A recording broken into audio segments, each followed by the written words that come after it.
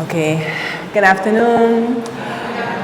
Thank you so much for coming. I am very, very humbled and honored to be showing here. I wanted to start off with my own set of thank yous.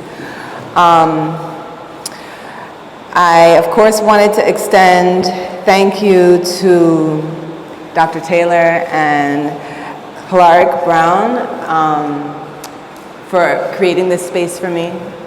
To show my work. I really appreciate you, and of course all the other staff and the support staff, David, the installers, all the interns, the people who are down in the basement breaking up the glass and the mirrors, and those who went searching for them all throughout the city to make this installation complete.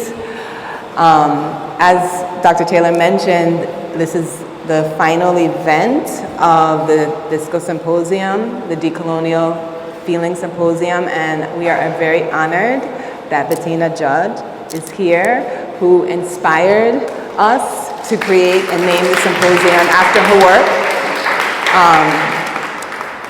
As she's really, created a beautiful text for us to think through decolonial practices through scholarship, art, and collaboration, using our bodies, our feelings, our movement, our joy, which is exactly what Visco also does. So it's been, thank you again for your work. We really appreciate it. And that you're here. I really appreciate you being here.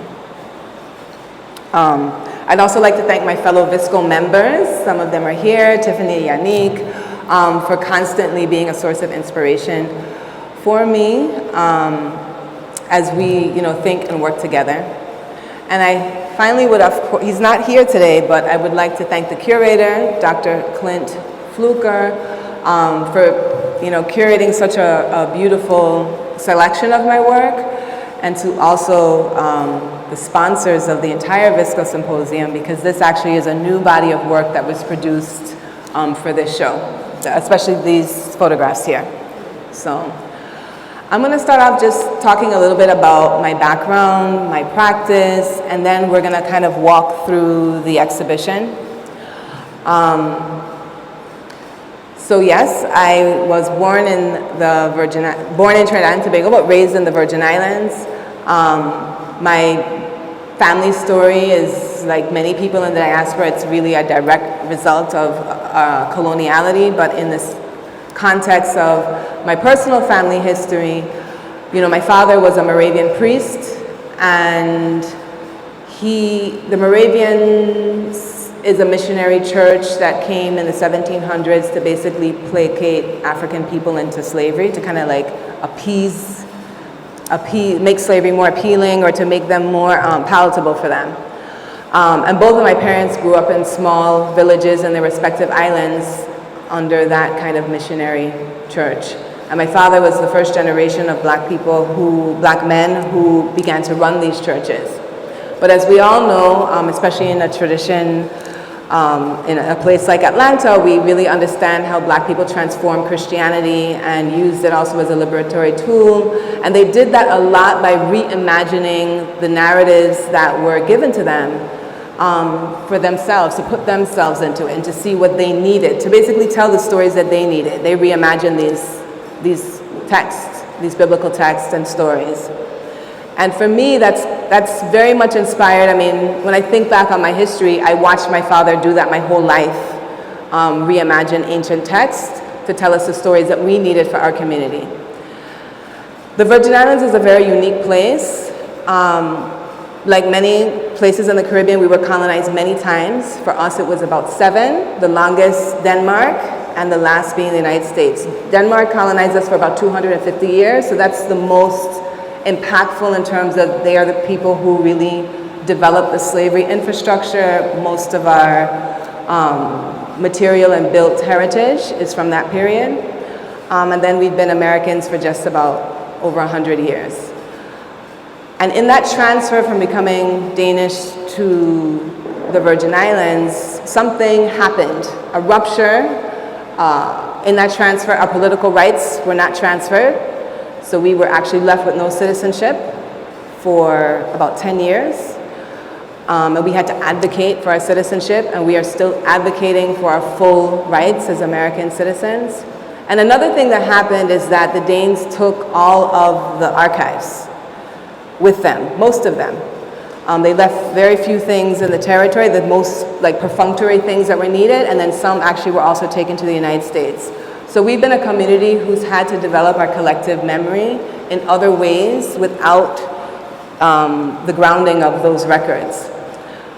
And in 2017, which was the 100-year anniversary of the transfer from going from Denmark to the United States, something else really interesting happened, is that Denmark began to re-engage with their colonial history, and one of their acts, some might call it a gesture towards reparation. I wouldn't call it a full, because I think that would have required a dialogue between Virgin Islanders, but they decided to digitize and put a lot of these records and archives online.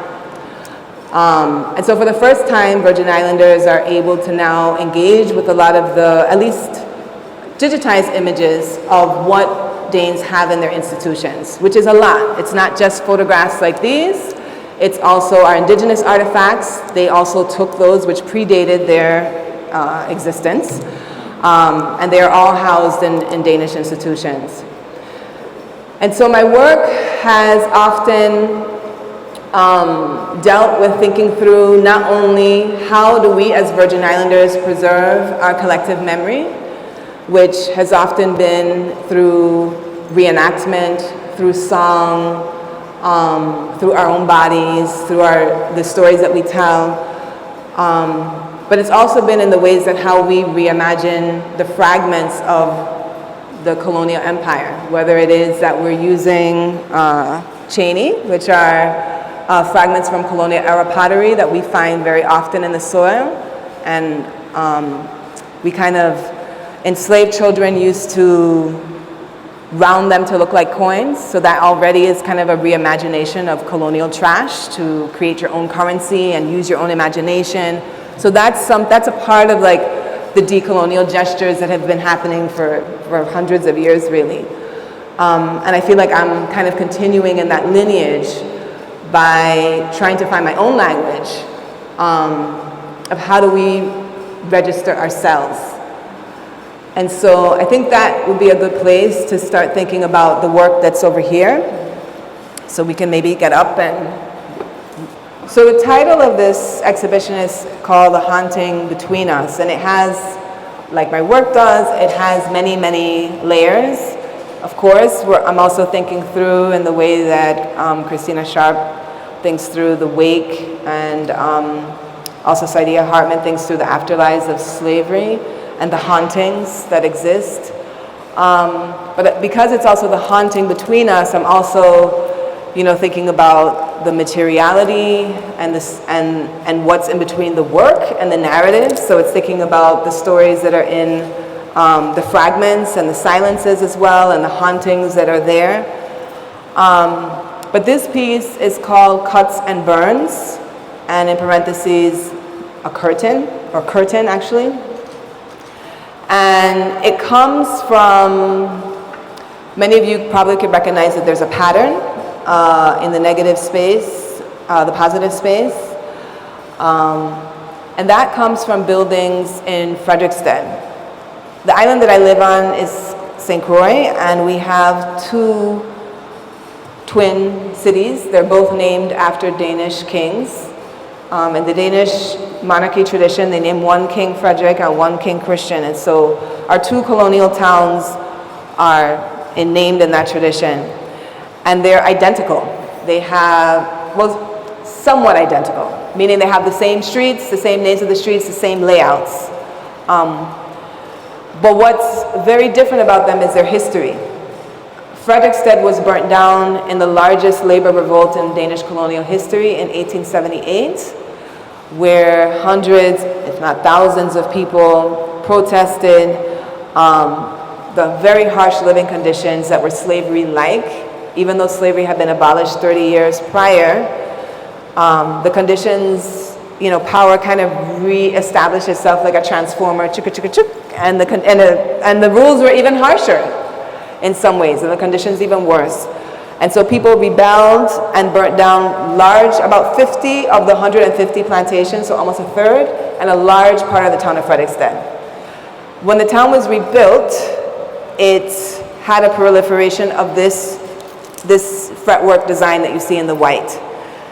And I had been doing my renovation of a studio that I had purchased in 2011 that was also in a historically significant neighborhood. And so I had developed this very intimate knowledge between the relationship between architectural details and the narratives inside the buildings. And so I started really noticing everything, all the details on buildings. And what I noticed about Frederiksted that was different from Christiansted was the fact that the history of rebellion was marked in the town through this architecture and these ornamental features that were now in the town.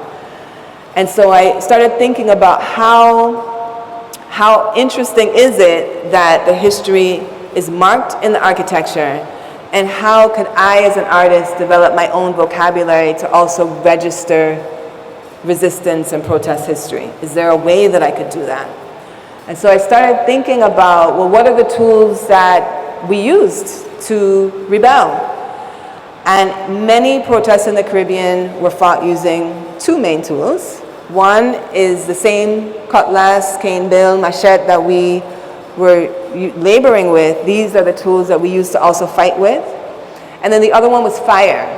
Fire was an incredibly powerful tool that was used in many rebellions as well.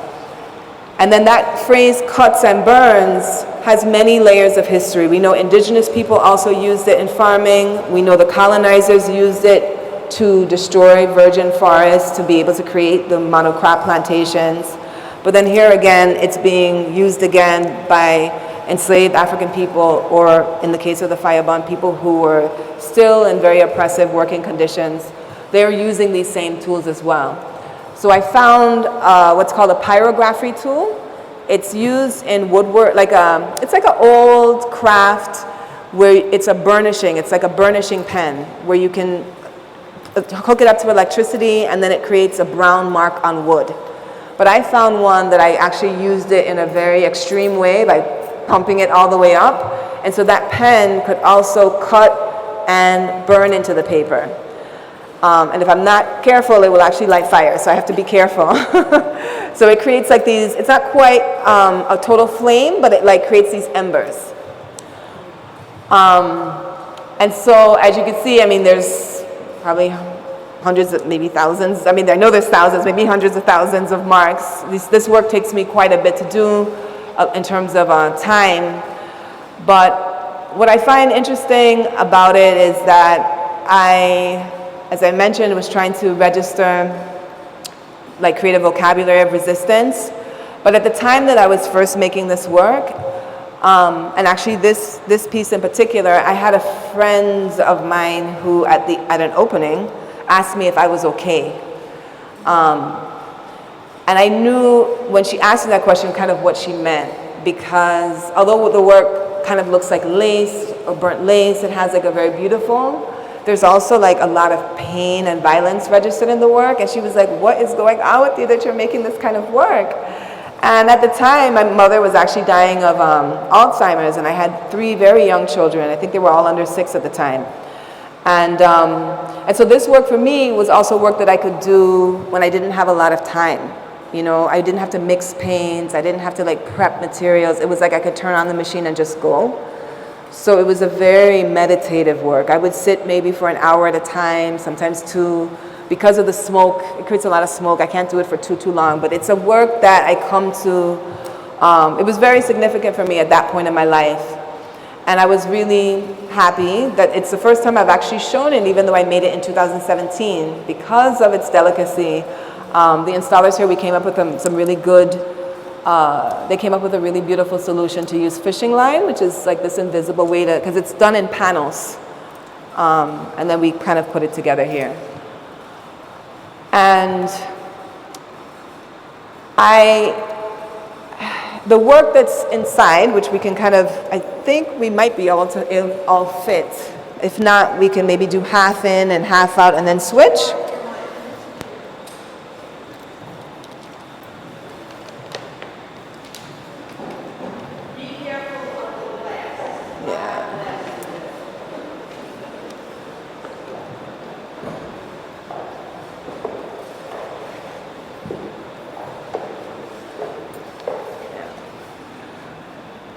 So I think it's important for people to kind of, I don't know if you haven't seen the work, I would really welcome you to come in, because it does require kind of close reading, and very delicately you can actually also move it to see the both sides.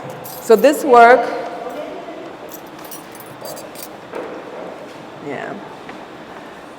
this work is called Swarm. It's from a series of, it comes from a long engagement dealing with, as I mentioned before, the archives, but I've done several different projects dealing with the photographic archives that come out of the Danish colonial period. These images would have been taken in the late 1800s, early 1900s. So this is post-slavery, but the conditions are very similar. And what's interesting, the first time I saw the images from these archives, I was in Denmark. I'd never seen them before. It was my first time in Denmark. And there was a woman who was doing her PhD project on the photo albums of white Danish families that had lived in the Danish West Indies, and they had donated these albums to the National Archives. And she was doing her PhD on them and invited me to see them. I am so glad I saw them at the end of my trip, because I don't think if I had seen them in the beginning, I would have probably just spent every day in the library looking at them, because they were so fascinating. It was like looking at a part of myself that I had never seen or known about, and getting an access to a world that was just incredibly fascinating, powerful, and heartbreaking. Heartbreaking because if anyone has ever spent time in colonial archives and photographic archives, they are filled with violence on black bodies in all kinds of ways.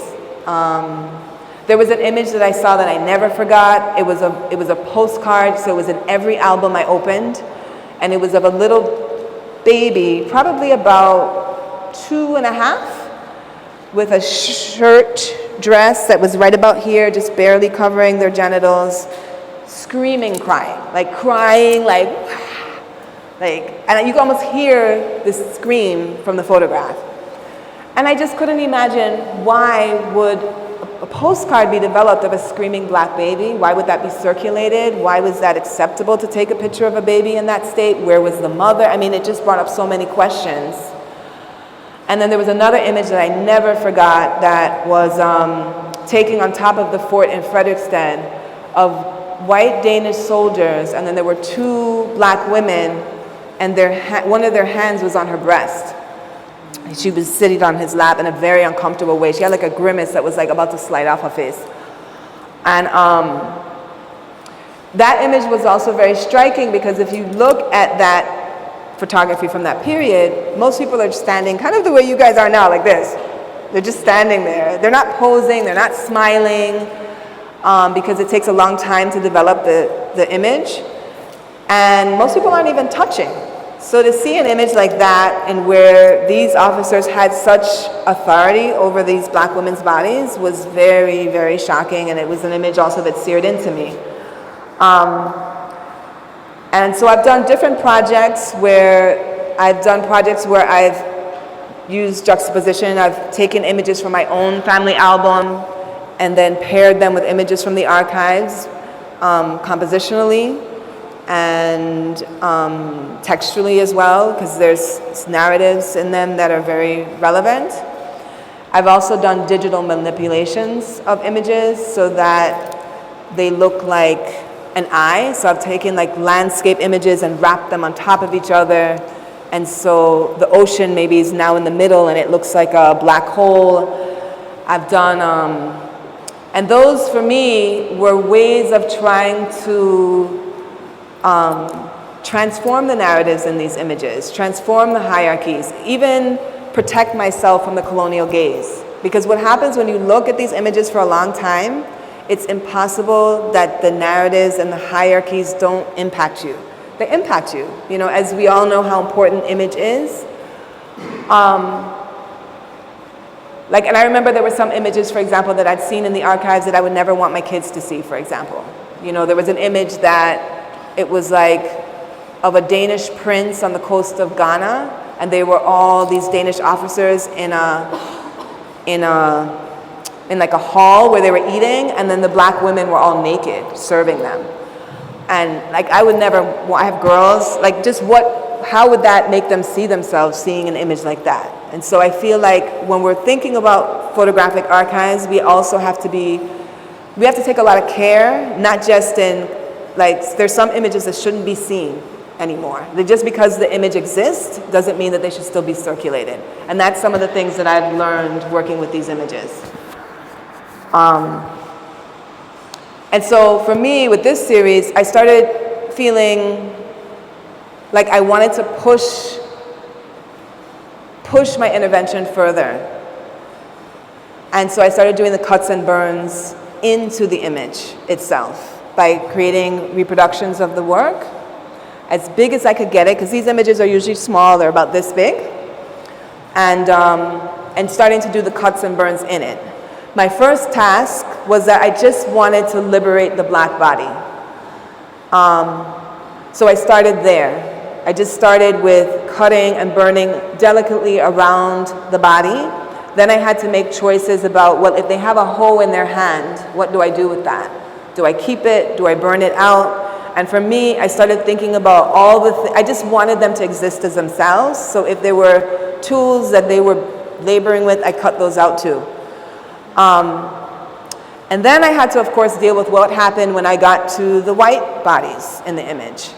And that was a confrontation for me that was challenging, because it might be easy to say, okay, this is a white man, I'm gonna burn out his image.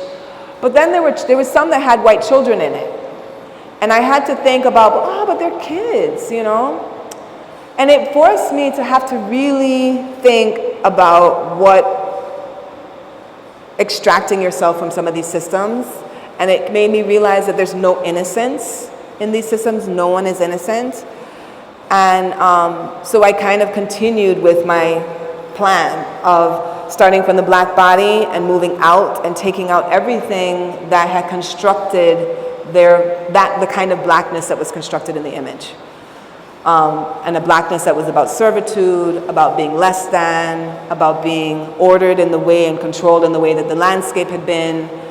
And so that's how I made the decision and as I was doing that, the shapes were amorphous. You know, I wasn't really like trying to make a shape, and I started to realize that they looked like a swarm of termites or a swarm of bees. And that was significant because in the thinking through with Visco and our collective, especially through conversations with Dr. Hadia Suar, who's the philosopher of our group, she's talked a lot about the relationship between blackness and nature. And we started thinking through a lot of these ideas about how nature could be a co-conspirator in decoloniality. Like, what does that mean because to destroy a virgin forest is incredibly violent. And so we can imagine that the earth itself is also rebelling. It's not just the people. That the earth is also trying to take back itself. And so in my work, I've started reimagining that, like the work that's at the Carlos is thinking through the metaphor of a storm, and how the storm is also kind of a metaphor for us. It's very layered, but one of the ways to think through that work is also as a force and as a way to kind of take back the land. And when I was also making this work, I started to think about, like, when I started with the black figures and moving out, of course I had to think about, well, where is it coming from? So I started to imagine myself almost like a sorcerer going back into time. So there's always an entry point. If you look at each image, you could see like there's an entry point for where the swarm begins, and usually it's through some natural element, a bush, a tree, and then it's kind of coming out and moving throughout the piece. I will say something about the selection of the work. So even though the Danes started to digitize these images, they just reproduced the same colonial mechanics of how they constructed the archive. So that's why I said it's not really a reparative gesture, because it wasn't done in conversation with Virgin Islanders. And just by putting these images online doesn't mean we have greater access to them. For example, to find these images, it's not Google. It's not like I could say black body on St. Croix or people on St. Croix or any of the things that we might put in Google and find these images. You know what I have to put in to find these images? Sugar, horse. That's how I find the people in the archive. So if I put in black, that doesn't exist in the metadata. So how they tag the image so someone could find an image. And I found that, that's also like a whole layer to the work that's quite powerful and interesting. The fact that, there's thousands of these images, but, and I've looked through a lot of them that are online. But again, and I'll have to find my ways, I have to keep notes of how to find my way back to them in a way, because it's not in a logical way, Sometimes it's by the name of the photographer who took them. That's how it's registered. So you just kind of then have to open up and start looking. And when I want to go back and find, as I mentioned, I use certain words to be able to find them. So for example, this one, I might put in horse or coachman, or great house is another term that I could use, or maybe even river, water, things like that. And then I might find an image with people near a boat or things like that. So I find that interesting, as I mentioned, that the people are not really there. But what's also, of course, when I made this work, because I'm handling it and cutting and burning, I always knew there was another side to the piece. But it was only until a solo exhibition that I had last year at the Halsey Institute of Contemporary Art in South Carolina that I was finally able to develop this mechanism on how to show the work so you could see both sides. And of course, it totally transforms the image, because now you just see these people kind of held in this swarm. And then you're also, depending on the lighting, you're able to see a little bit of the image on the outside. You can actually see some of the other images. And then what I find also really beautiful is in the right lighting and you can also see the haunting, right? You could see the specters also kind of cast onto the wall. And I find that also really, really beautiful. And then, I don't know, I guess I'll just talk about all three pieces, and then you guys are going to be welcome to ask me questions. So I'll move on to this piece. And this piece, again, is an archival reimagining. The first time I ever heard this story, we all know Christopher Columbus landed in different parts of the Caribbean, so we know that. But I didn't, and I know that there's a place on St. Croix that's called Columbus Landing, and I also knew and know that there was an indigenous population that lived there. It was both the Kalinago, which people know as the Caribs, and also the Taino people lived there. Because as a woman, you don't always hear that it's women that are doing this. So it's documented that two of the people that were in the water were women. And I actually was a competitive swimmer. I did that actually for about 15 years. And so I know the skill that's required to swim and to shoot arrows. That is an extreme level of skill. And it was just such a compelling image when I first heard it. And I first heard it when I was actually on a tour in its entirety. The first time I heard that story, I was actually on a tour in what's called a bioluminescent bay. So the bay that Columbus and his men entered was the location that the indigenous people lived. And one of the magical qualities about this bay is that it has a kind of plankton that lights up at night like a glowing greenish blue when it's disturbed. So if you were to run your hand through it like this, it would look like greenish blue stars. You know, it lights up. It's such a beautiful image, and if you ever get to go to St. Croix, I encourage you to visit. There's only a few places in the world that have bays like that, and we have one of them. And so I just also kind of thought about how nature, once again, has built into it these resistance systems.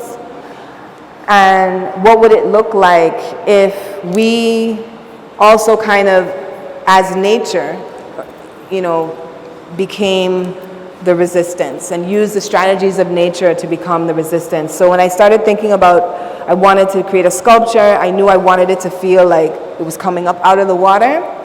And when I was at first I had imagined I was going to do a very literal representation of a bow and arrow. And then I realized I didn't need to do that, that I could think about the arms and the bow and the arrow as like an intertwined part of the body that could be like roots, that could be like mangroves that are also a part of these bays that are a very important part of Caribbean ecosystems. They could be like branches, so they could have a few different interpretations.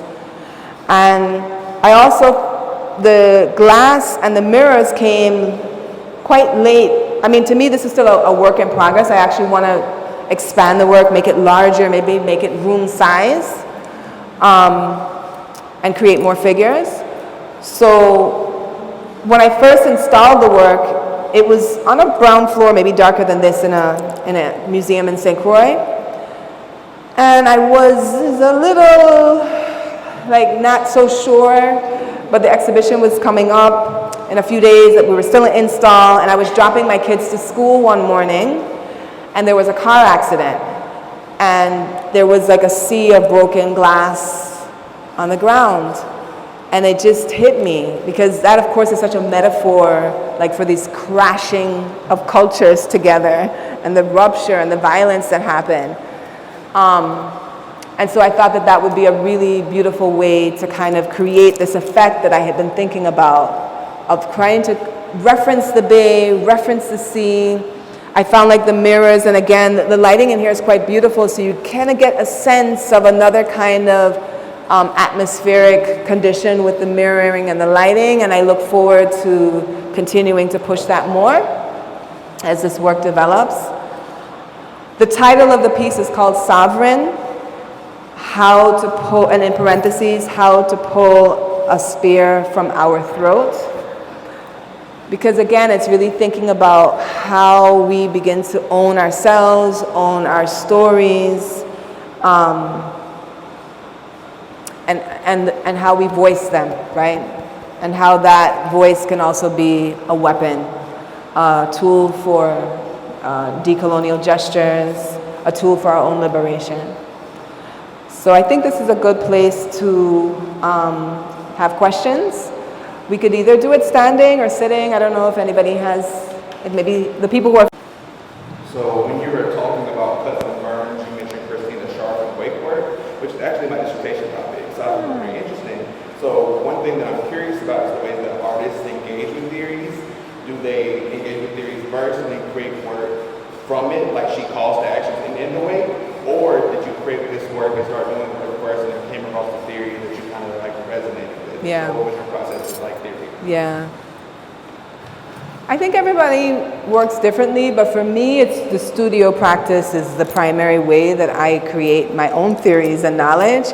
And then what often happens is like you engage maybe with a curator, or because you're engaged, and they're coming from academic spaces oftentimes. And so then you're starting to hear language through the conversations, and then you're like, oh, I'm going to read about, and it helps give, at least for me, and I think a lot of artists, it helps give you language to talk about your work. Because when you're making your work, it's not usually a verbal, I mean, even the describing of how I made this piece, I should say that it's not, I forgot to mention that the body is made from paper pulp that I collected from places that shred paper, and the soil from the same location site. And so it's actually in the making of the work that there's the thinking. The making is actually the thinking for me.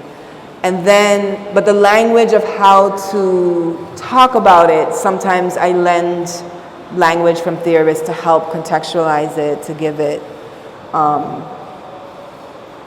guess to give it more of a, I guess just more language. It's more language, yeah. And I think it's beautiful that a lot of, like, it seems very contemporary that a lot of theorists and artists are starting to kind of like work in similar spaces. We're thinking alongside of each other, which is what the Virgin Islands Studies Collective is also doing. So I would say it's symbiotic, because I know a lot of those theorists also work with a lot of artists as well. And I think actually that's part of the premise in Bettina Judd's book, right? That it's all together. It's not separate.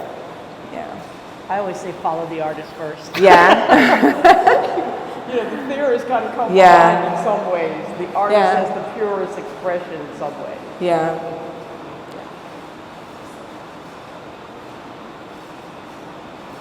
I guess I was curious to see, Can you come up so we can hear? Yeah. Because I'm trying to capture this. Okay, no worries. Hi, first of all, thank you so much for being here, and thank you so much for this beautiful show. I was curious about, I guess, the relationship to the land that you felt in these photos, or you were able to even like visit some of these places, whether they were, or like kind of know like this is kind of maybe around the area where this photograph may have been taken, and was there anything that you observed there that you found really interesting? Thanks for that question. No, I mean that could be a possible project, but that's not necessarily the project that I'm necessarily interested in, and partly because the land has been so transformed. So I think I mentioned, St. Croix was cut up into about 150 plantations, and then our modern day neighborhoods and churches and schools and supermarkets and hospitals are built on top of that. So it's not like maybe places in the South where it's like a plantation, you go to a plantation, or then it's so eradicated that there's no traces to know. We have traces everywhere. Like in my neighborhood, I live in a suburb, 3 houses down. In the pandemic, I discovered a great house remnant. But I always knew there was a sugar mill, because you see it. I mean, they're everywhere. They're everywhere. You're at the beach, you see them. You're playing, your kids at your soccer match, they're up in the hills. They're everywhere. So because of the nature of some of these, because of that, it would be difficult to find where some of these images are. And then also, like even like a body of water like that, like so much of that, we've had an industry that has come on top of that, like the oil refinery and aluminum plant, like lots of things that would have also transformed waterways and things. So it might be difficult to do that. But I think my work does explore it in a more general way, like in a more general way what it feels like to live amongst these plantation ruins. Yes. Hi, thank you so much for this work. I have a process question. So you talked about the kind of meditative element of studying and burning, and it made me think of other American artists who've done kind of repetitive, kind of like detailed, how you know, Dots, yeah.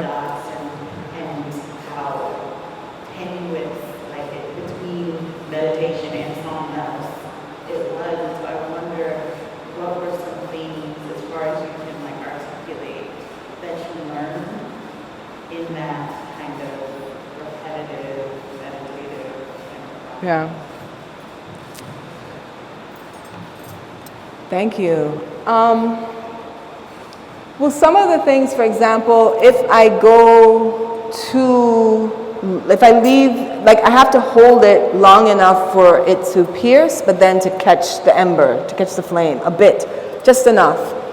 And sometimes it makes me think a lot about the pressures of colonialism, like you exploit just enough, but not too much, because then people die. You know, so those are sometimes the things that I would think about. It would be like I could do it, and if I did it too much, then I couldn't control it, because then it would catch fire, and then I'm like, you know, which has happened. I mean, I've done pieces that were a scroll, and I went from, you know, it's a 10-foot scroll, and I get all the way to the bottom, and then it catches fire in a big hole. And then I had to figure out something else of how to transform that piece. So there's like a constraint that I thought a lot about, like that the violence is so intentional in a way. And then I thought a lot about, you know, when I would look at it and how it looks like this raised skin, it felt like scarification as well. It made me think a lot about that. And I've done other works that have dealt with the mark making on the skin. But it also made me think about when anybody who's been in some people who are experiencing like extreme trauma in their body and in their lives, but sometimes they cut themselves or they burn themselves. And so it made me think about that because of not just the personal trauma I was going through with watching my mother die, but the trauma of living in a colonial condition also. So I thought about, you know, yeah, those are some of the things that I would think about. Like I would think about how the material and the process was teaching me things about myself, about pain, about liberation, about needing to feel something, you know, like the need to feel, the need to express what it is inside somehow, to like bring it out, and how this was the way that I was doing it. It also made me, because making the work, you don't get to experience this, but it's smoky. There's a smell that's associated with me making this work. Sometimes I have to wear a mask because the way the wind is blowing, it's like too much. And when I had a studio that had an open window, now I'm in air conditioning, so even that is like, I have to kind of take care of myself too when I'm making the work, to be careful. Yeah, so those are some of the things. And then I would make connections between the things that I'm, you know, the themes that I'm working with. But yeah, that's the process. Also, the fact that I'm working with white paper and thinking about what white paper means in terms of like a canon and how you tell a story and the archives that are in paper, and how I'm kind of destroying it a bit, right? Because so much about archives is preservation. And so to take this paper and kind of destroy it, make holes in it, burn it, you know, it's another way of thinking through that hegemony and protesting that hegemony. And I think my Storm series is also thinking through paper as an archival material and transforming the ways that in the Eurocentric tradition, how it's used as an archival material. Yeah. Any other questions? Mm-hmm. Please come on. What you were feeling as you were going through the archives, looking at these pictures, printing out the pictures, and what you felt as you were reassembling and recreating these photos, and also sovereign. Yeah. Thank you. You know, I was having a conversation with Clint. You know, we had many, many talks throughout these last few months, and I let him know that there was one image that I had chosen not to work on, because, you know, first I had assembled the collection of images through looking at things like horse and river and sugar to find these images, and then there was one of a boy that was not well clothed. He had like maybe a shirt on, just kind of covering here, and his legs were so skinny. He looked a little malnourished. And in the back were horses. And the way that he was standing, he kind of looked kind of like the horse legs in a way. It was that kind of, like the boniness was showing. And so I had imagined what that would look like to just center that. And it was just too violent. And I just was like, yeah, I'm not gonna use that. image. And so there are choices that I sometimes have to make, you know, like there's some images that are just, they're just too, and also it's a child. So what does that mean to redisplay this child and this, it just, so sometimes what I think I've learned is that working with the archives has inspired a sense of care. And that came actually,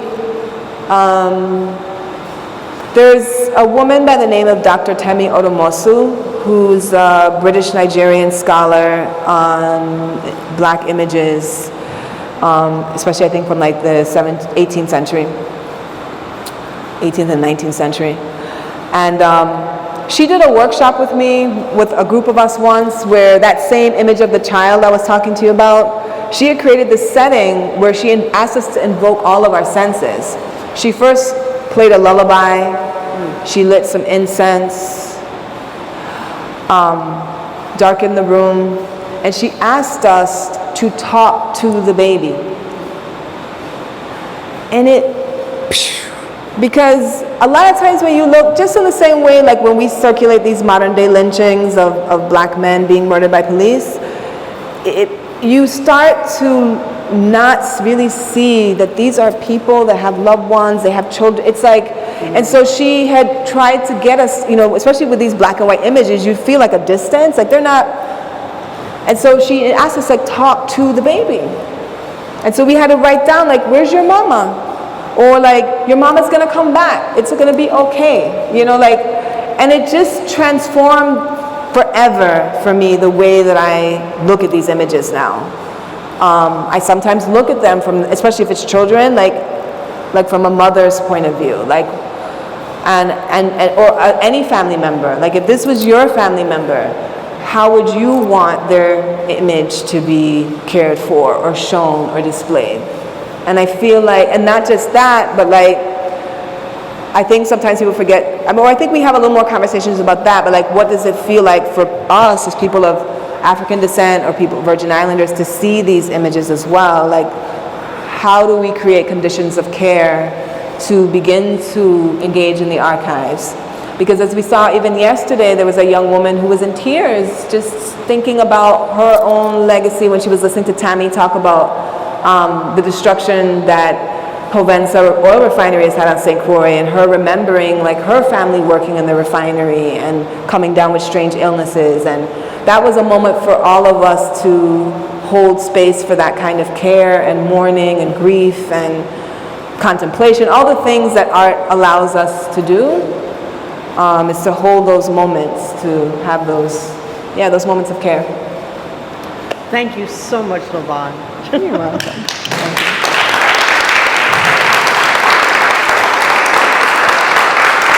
Okay. We are so honored that you brought these to us. Thank you. And I hope it works in this whole exhibit. And we'll give you all a few minutes if you want to wander around a little bit. But again, thank you, Emory, and thank you. Thank you.